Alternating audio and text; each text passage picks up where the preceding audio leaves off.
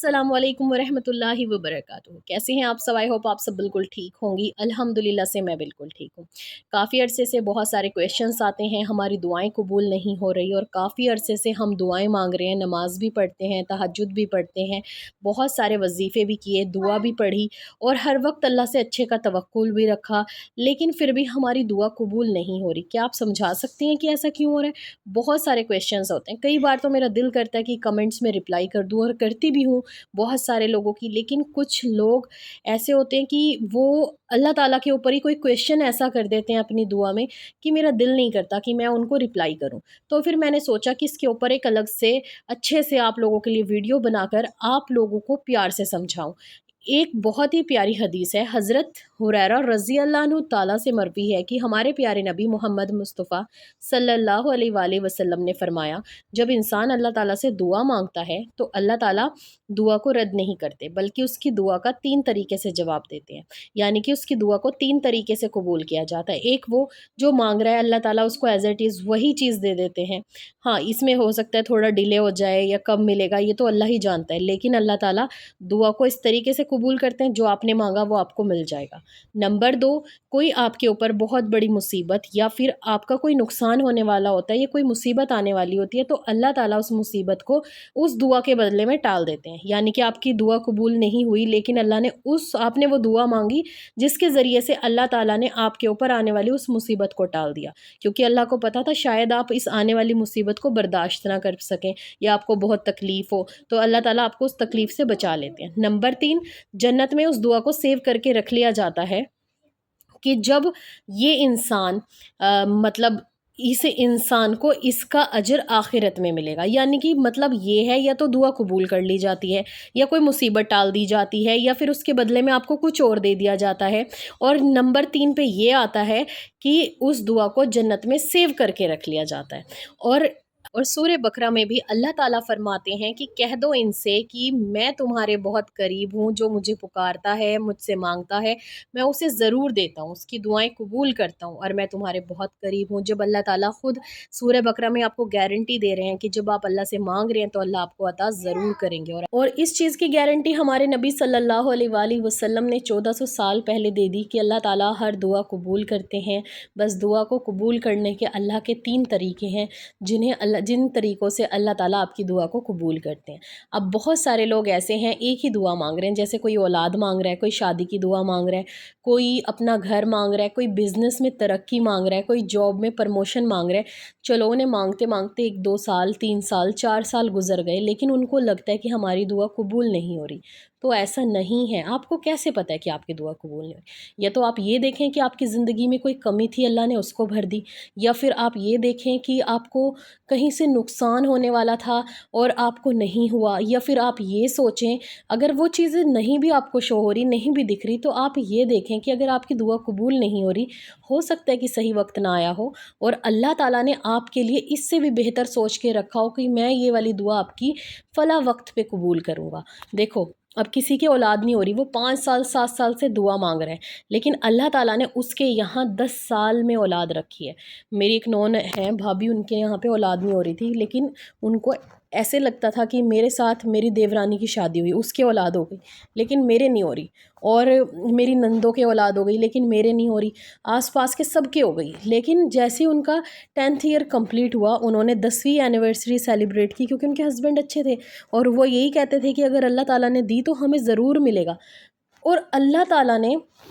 कभी उनके दिमाग में नहीं डाला कि तुम्हारे घर से 20 कदम दूर पे एक डॉक्टर है, उसको चेक करवा लो, और उनके दिमाग में वैसे ही आ गया कि मैं उस डॉक्टर को चेक करवा लेती हूँ, और उन्होंने 6 मंथ उनका ट्रीटमेंट लिया। और आप यकीन करें, उन 6 महीने के अंदर उन्होंने कंसीव कर लिया।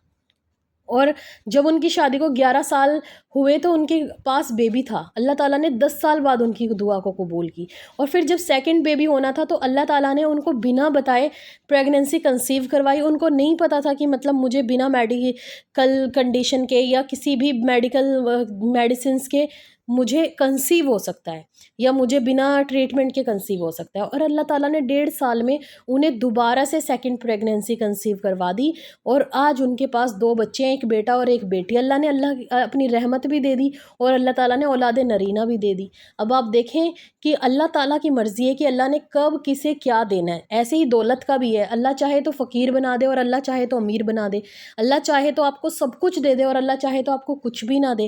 لیکن ہمیں نا امید نہیں ہونا ہے، اور یہ بھی نہیں سوچنا ہے کہ اللہ ہمیں کچھ نہیں دے گا، کیونکہ اللہ کے لیے اللہ کے سارے بندے ایک ہیں، اور جب اللہ سے کوئی مانگتا ہے نا دل سے، اللہ اس کو عطا ضرور کرتا ہے۔ آپ نے کتنی میریکل سٹوریز دیکھی ہوں گی کہ اب یہ دیکھو ڈینیوب ہوم جو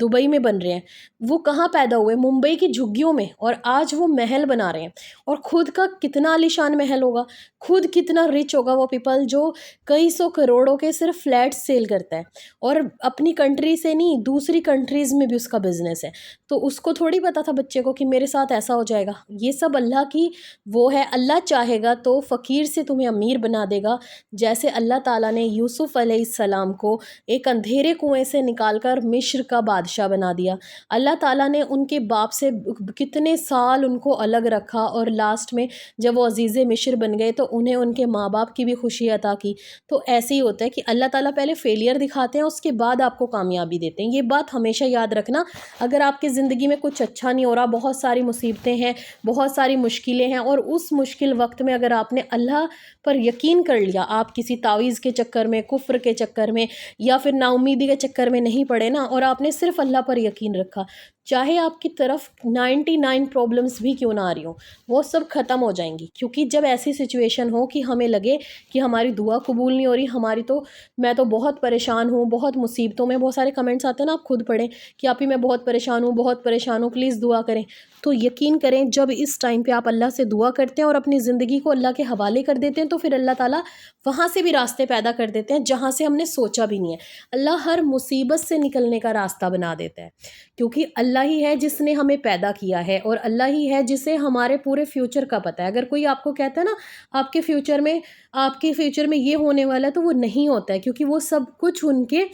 ان کی من گھڑت کہانی ہے۔ بہت سارے لوگ آج کل ایسے کام کرتے ہیں، انسٹاگرام پر بھی ہیں، یوٹیوب کے اوپر بھی ہیں، اور ادر ویب سائٹس بنائی ہوئی ہیں، اور واٹس ایپ کے تھرو کسی نہ کسی طریقے سے آج کل ایڈ بھی آتی ہے نا کہ گھر میں مسئلہ ہے، کلیش ہے، اور بڑے بڑے یوٹیوبر سے بھی آج کل وہ پروموشن کروائی جا رہی ہے انڈیا میں کہ پنڈت جی سے بات کر لیں۔ اور بہت ساری لڑکیاں چاہے وہ مسلم ہیں نان مسلم ہیں، سب ان کو کال بھی کر لیتے ہیں، جبکہ مسلمانوں کے لیے یہ کرنا بہت زیادہ غلط ہے، کیونکہ ہمارے یہاں پہ ہاتھ دکھوانا، فیوچر دکھوانا، ماتھے کی لکیریں پڑھوانا، یہ سب کچھ غلط ہے، اور ایسا کچھ ہوتا بھی نہیں ہے۔ لیکن وہ ہمارا پاسٹ بتاتے ہیں کہ آپ کے پاسٹ میں یہ ہوا تھا، وہ ہوا تھا، اور وہ سوچتے ہیں کہ ہاں یہ تو پاسٹ بتا رہا ہے تو اس کو فیوچر بھی پتا ہوگا، اور وہ یقین کر لیتے ہیں، اور اپنی کمائی کا بہت قیمتی حصہ ان لوگوں کو دے دیتے ہیں۔ کچھ لوگ کہتے ہیں کہ ہم فلاں وظیفہ کروا دیں گے سورہ یوسف کا، یا سورہ مریم کا، یا پھر سورہ بقرہ کا، یا بڑی بڑی جو آیتیں ہوتی ہیں، لوگ سوچتے ہیں کہ ہم اسے کیسے پڑھیں گے، اور پھر آپ سے کافی اچھی اماؤنٹ لے لی جاتی ہے، اور اس کے بعد جب آپ کو نا امیدی ملتی ہے، جب آپ کو لگتا ہے کہ آپ کی دعا تو قبول ہوئی نہیں، 3 منتھس کمپلیٹ ہو گئے، اور ٹائم ہی آپ کو اتنا دیا جاتا ہے کہ اس ٹائم تک آپ بھول جائیں، یا پھر آپ کے دماغ سے وہ بات نکل جائے، رابطہ ان کے ساتھ ختم ہو چکا ہوتا ہے، اور پھر بعد میں آپ لوگوں کا کال بھی نہیں اٹھایا جاتا، آپ کو رپلائی بھی نہیں کیا جاتا۔ اور یہ میں اس لیے بول رہی ہوں کیونکہ میرے کئی سبسکرائبرز کے ساتھ ہوا ہے، پھر انہوں نے اپنی سٹوری میرے ساتھ شیئر کی ہے، پر میں سب کو یہی کہتی ہوں کہ شرک میں نہ پڑیں، اور سوائے اللہ کے کبھی کسی پہ یقین نہ کریں۔ اور دیکھو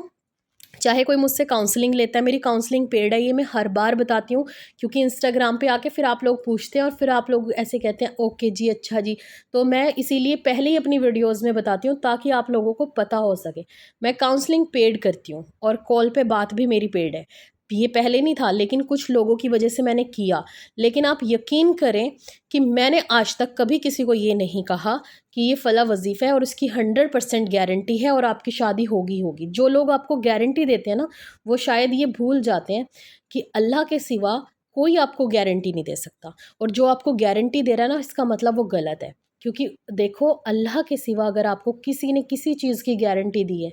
تو یہ بھی شرک ہے کہ آپ اس انسان پر یقین کر رہے ہیں کہ ہاں اس نے مجھے کہا ہے کہ میری فلاں کے ساتھ شادی ہو جائے گی، میرے یہاں پہ اولاد پیدا ہو جائے گی، میرا بزنس بس 3 مہینے میں گرو کر جائے گا، یا پھر میں یہ تعویذ لے لوں گا اس سے، یا پھر میں اس کے ساتھ یہ پڑھ لوں گا یا پھر یہ مجھے یہ بتا رہے ہیں اور یہ مجھ سے چارج کر رہے ہیں. پھر ان کو لگتا ہے کہ جو پنڈت جی نے کہا ہے، جو بابا جی نے کہا ہے، جو فلاں آنٹی نے کہا ہے یا فلاں انکل نے کہا ہے یا کسی باجی نے کہا ہے تو یہ بالکل صحیح ہو جائے گا، اب میری لائف بالکل سیٹ ہو جائے گی، میری اس انسان سے شادی ہو جائے گی، میرے یہاں پہ بچہ پیدا ہو جائے گا، ہے نا. ہم یہ سوچ رہے ہیں، لیکن اب ہم نے یہاں پہ شرک کیسے کیا کہ ہم اللہ تعالیٰ کو بھول گئے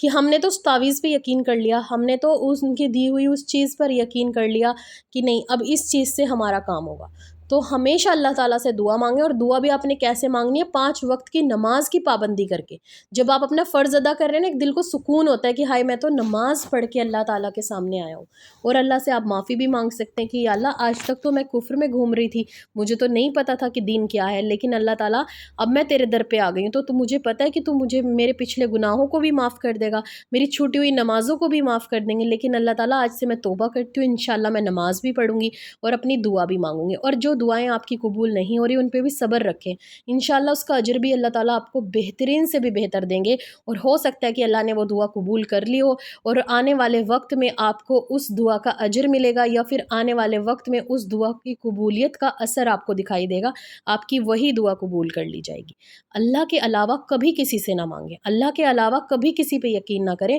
کیونکہ ہر انسان آپ کی پرابلم سمجھ کے آپ کے اوپر اس ٹائم پہ تو دکھ جتاتا ہے، لیکن آپ کے پیچھے 10 کو بتاتا ہے یار اس کے ساتھ ایسا ہو گیا، اس کے ساتھ ایسا ہو گیا. تبھی جو بھی لوگ مجھ سے کاؤنسلنگ لیتے ہیں یا وداؤٹ کاؤنسلنگ کبھی کوئی کویشچن کرتے ہیں، میں سب کو یہی کہتی ہوں کہ اپنی پرسنل بات کبھی کسی کے ساتھ شیئر نہ کریں. جو لوگ آپ کو جانتے ہیں یا آپ کی فیملی میں سے کوئی لوگ ایسے ہوتے ہیں کزنس وغیرہ، آپ شیئر کر دیتے ہیں لیکن بعد میں وہ اپنے پیرنٹس کے ساتھ سب کے ساتھ شیئر کر دیتے ہیں. اپنے دل کی بات اپنی ماں کے علاوہ کبھی کسی انسان سے شیئر نہ کریں. اپنی امی کو، اپنے بابا کو یا پھر اپنی کسی سگی بہن کو اپنا دوست بنائیں. اور دیکھیں آج کل نا دوست بھی نہیں ہوتے اپنے، جن کی فرینڈس ہوتی ہیں نا وہ اپنے فرینڈس کے ساتھ باتیں شیئر کر لیتی ہیں اور بعد میں پھر وہ سب کو بتا دیتی ہیں. تو بس بات اتنی ہے کہ اگر آپ کی دعا قبول نہیں ہو رہی تو اللہ پر یقین رکھیں، اپنی پرسنل بات کسی سے شیئر نہ کریں، نمازیں پڑھ کے صبر کے ساتھ دعا کریں اور ہمیشہ یقین رکھیں کہ آپ کی دعا ضرور قبول ہوگی چاہے کچھ بھی ہو جائے. تو اگر آپ کو یہ ویڈیو اچھی لگی ہو تو پلیز آپ سب نے مجھے کمنٹ کر کے بتانا ہے، انشاءاللہ نیکسٹ ویڈیو بھی اسی سے ریلیٹڈ لے کر آؤں گی.